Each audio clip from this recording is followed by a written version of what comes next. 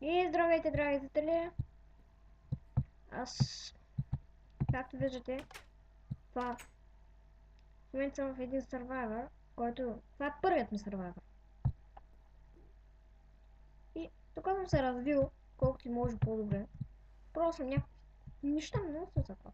Както виждате, и това е много смешно. Това е къщата ми. Сега ще я огледам. Ще я видите.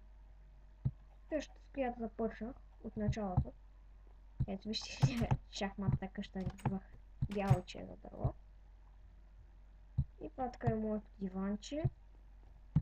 Ето го диванчето. Това така е стаичката. Ах, преди да правя нещо като сървър. За съжаление не стана.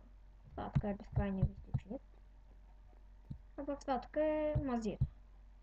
Не точно мазето, а пак тук са пичките. Ето виждате.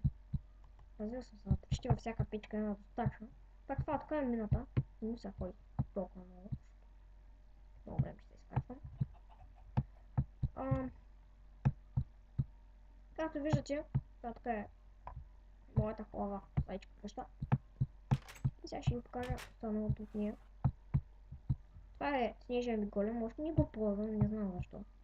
Защо го стои. Пак това така е портала към Ада. И много съжалявам, че не съм си пуснал звука, просто не ми се слушат. Това така е... Това не иска го направих, не знам защо. За кем? Тук ще е чест рума, който вчера го направих.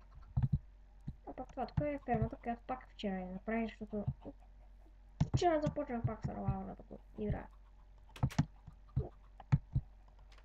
Това е много хора ми, защото аз гледам клипове на известните.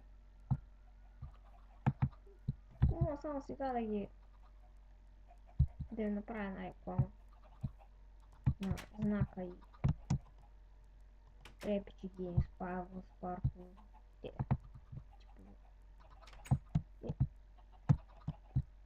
и оттам нататък това ще е първото нещо, което искам да покажа.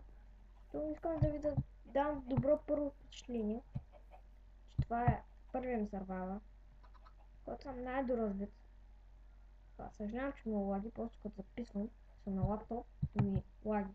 Ще пробвам после да го изчистя този проблем. Но за сега добре. После ще пробвам да го пусна на фенси. И само това искам да ви покажа. Довиждане. Ще правя повече клипове. И до скоро.